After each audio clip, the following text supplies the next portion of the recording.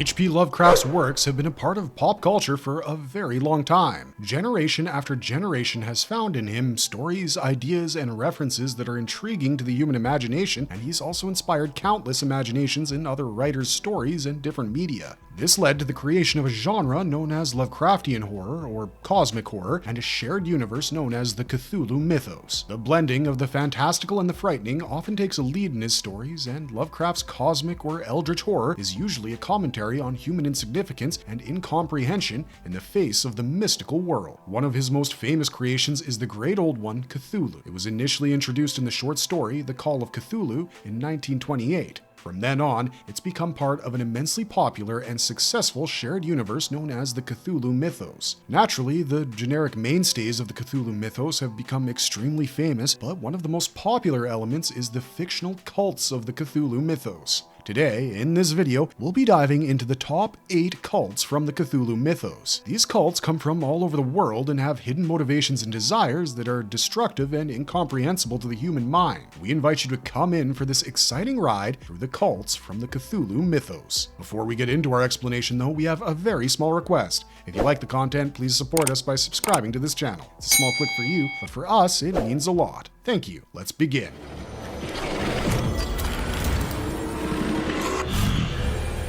Cthulhu Cult. Finglui Maglamnaf Cthulhu Rillier, Wigan Nagal Fithtagan. In his house, at Rillier dead, Cthulhu waits dreaming. Chant of the Cthulhu cult in H.P. Lovecraft's The Call of Cthulhu. One of the most classic cults from the Cthulhu mythos, the Cult of Cthulhu, also known as Cthulhu Cult, is the name for the mortal worshippers of the great old one, Cthulhu. The cult first appeared in the short story penned by the master H.P. Lovecraft himself, where he depicted Cthulhu as this giant monster, an ancient entity of destructive cosmic forces. The cult believes that one day Cthulhu will rise from the sunken city of Rillier and be a cosmic force that will bring an era of destruction and bloodshed. The cult engages in rituals and practices with the high priests in various parts of the world to communicate their messages to Cthulhu. They keep the memories of the masters alive by possessing the carven idols given to them by the great old ones in times long forgotten. While the cult is based in many areas, one of their cult elders, based in Louisiana, believes that the center of the cult is based on the pathless deserts of Arabia in the hidden and forbidden City of Pillars, and small cells of the cult exist in remote parts of the world. The Louisiana cult has also been accused of killing local humans for rituals and practices relating to the engagement with the dark cosmic forces of the Cthulhu cult.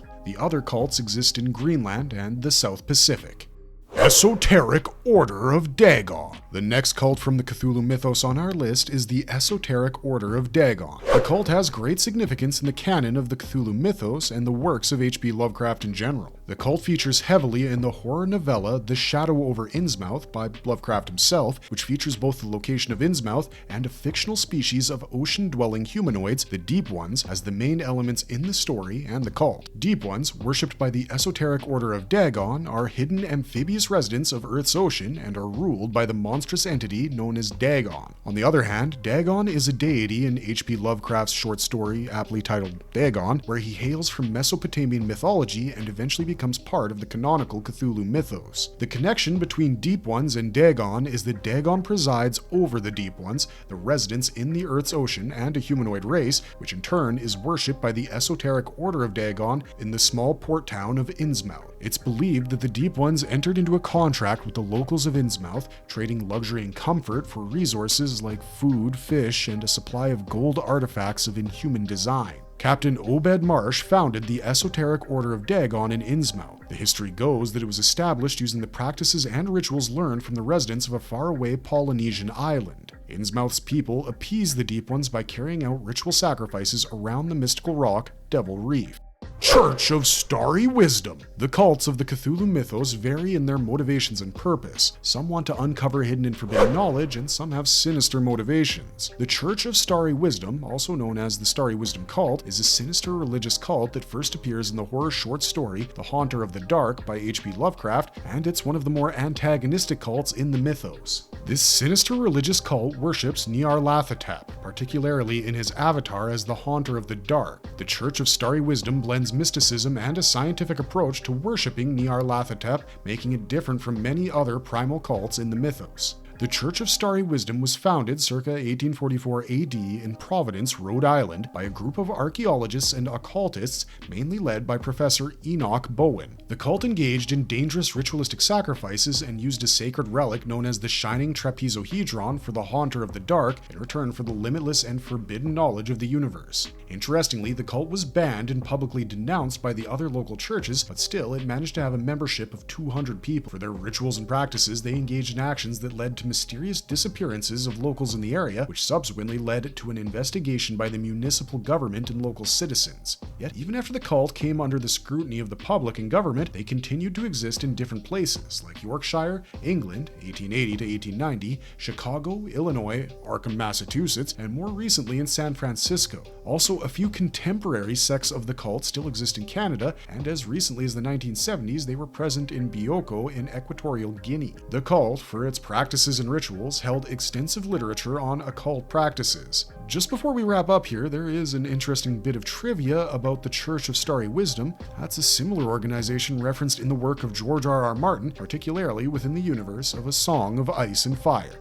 Brotherhood of the Yellow Sign. There is a whole secret cult of evil men. A man of your mystical erudition will understand me when I link them with Hastur and the Yellow Sign, devoted to the purpose of tracking them down and injuring them on behalf of monstrous powers from other dimensions. It is against these aggressors, not against normal humanity, that the drastic precautions of the Outer Ones are directed. Incidentally, I learned that many of our lost letters were stolen, not by the Outer Ones, but by the emissaries of this malign cult. Letter to Albert Wilmarth, attributed to Henry Wentworth Akeley in H.P. Lovecraft's The Whisperer in Darkness. The Brotherhood of the Yellow Sign first appears in the horror science fiction novella The Whisperer in Darkness by H.P. Lovecraft. The cult, also known as the Brothers of the Yellow Sign and the Cult of the Yellow Sign, is an evil fanatic cult that worships Hastur and belongs to King in the yellow form of the cursed plague. The cult's origin has many conflicting claims. Some believe it started among the serpent men of Volusia, and others think it began in the underground land of Kinyan. The cult's primary purpose is to bring Hastur back from the dimension of Carcosa to unleash his deadly and dangerous forces upon humanity on Earth. The members of the group, the Brothers, are governed by a team of immortal humanoid alien beings from the Blue Litten Kinyan. In terms of power and weapons, the Immortals possess advanced technology and telepathic powers like dematerializing, reading minds, and paralyzing and hypnotizing their victims. In terms of followers, the Brothers have a small number of supporters from the inhabitants of the surface. Regarding the symbols and motivations of the group, the symbol of the yellow sign has many connotations, representing forbidden knowledge and used as a sort of secret code through hand gestures and rings and earrings with yellow stones in them. The other part of the cult's mission is the spreading of the King in Yellow play among their followers, symbolizing Hastur's monstrous abilities and dark forces of power within humanity.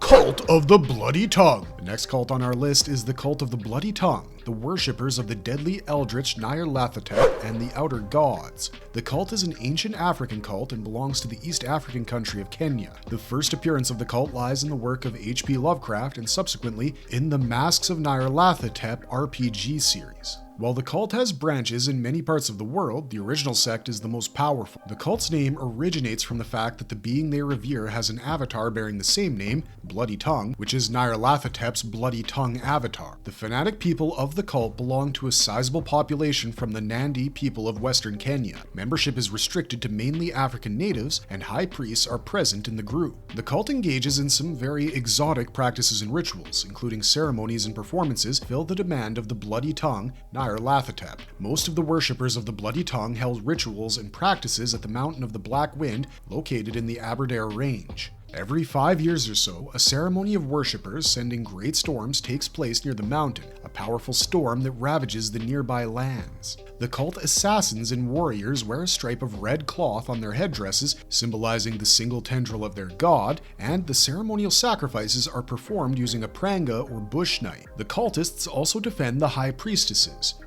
who are trained by the inhuman servants of the Bloody Tongue, and the cultists sacrifice their lives so that these priestesses can achieve their powers. In the end, after the outer god comes in, the worshippers of the Bloody Tongue celebrate with frantic orgiastic rituals. Brotherhood of the Black Pharaoh. The next cult on our list is again a worshipper of that monstrous and dangerous entity, Nyarlathotep. this time in his avatar of the Black Pharaoh. The Brotherhood of the Black Pharaoh is a wealthy sect belonging to the Egyptians and the Sudanese people worshipping the Black Pharaoh avatar of Nyarlathotep. In dynastic Egypt, he's said to be invisible like the night, but remains everywhere at the same time. The cult's mission is to prepare the earth for the return of the Great Old Ones so they can carry their will on earth. They pursue this with relentless hard work, even silencing anyone who stands in the way of their pursuit. The cult is made up of almost originally Egyptian servants who restrained the Hindus, the Arabs, and even the whites from becoming a part of it. The sect follows the Egyptian hierarchy and is small in size. Their rituals and practices include meeting in secrecy at irregular intervals to perform near the deserts of the pyramids in Saqqara and the network of caves below the Sphinx of Giza. A Brotherhood cult in London also exists and serves the Penhew Foundation based in London, named after Sir Aubrey Penhew, who belonged to the archaeological expedition known as the Carlisle Expedition. While the sect uses different venues outside London for their rituals, their London location has two important leaders: Edward Cavigan, the director of the foundation, and Tufik al-Said, a small shoprunner from Soho. They're both dangerous and lethal in their ritual operations. The characteristic weapon of the sect includes a short staff with a spike that's lethal in attacking the victims, sometimes breaking their bones with the stick before stabbing the heart. Their method of operation is very clear, never leaving any room for identification of the attackers. The other notable members, excluding the London-based Edward Gavigan and Tufil al-Said, include Omar Shakti, the chief priest of the sect. One of the Brotherhood's rules is that they don't allow women in their ranks. Another interesting thing about the cult is that it's indicated that the Cult of the Bloody Tongue and the Brotherhood of the Black Pharaoh tend to converge, as exemplified by a New York artist who had created a sculpture of an ankh, or tapered cross, with the top broken or bent. And other connections have been made with other cults, including the Church of Starry Wisdom and the Brotherhood of the Beast. Brotherhood of the Black Lotus. The Brotherhood of the Black Lotus was founded in 6th century BC by the caretakers of the Forbidden Sutra. The lineage of the cult goes back to the learned masters of the Emerald Lama, an avatar of Haster. The Brotherhood's headquarters is believed to be in the Far East, either in China or near China, at the nearly mythical Shambhala within the Himalayan or Kunlun Mountains of Tibet or the Altai Mountains of Mongolia. The cult is a wealthy organization and has a more significant influence over the esoteric religions of man because of its involvement in the Asian drug trade. Its mechanism of using narcotics to contact otherworldly beings has a substantial role in the Cthulhu mythos. Their primary motivation is to bring an age of corruption and the abolition of man's dominance on Earth with the return of the Great Old Ones. While I noted that it has played a massive role in the Asian drug trade for centuries, its members are believed to be the real leaders of the Golden Triangle drug operations and in the Chinese triads. Regarding the rituals of the members of the cult, they follow and practice Buddhist tantric rituals.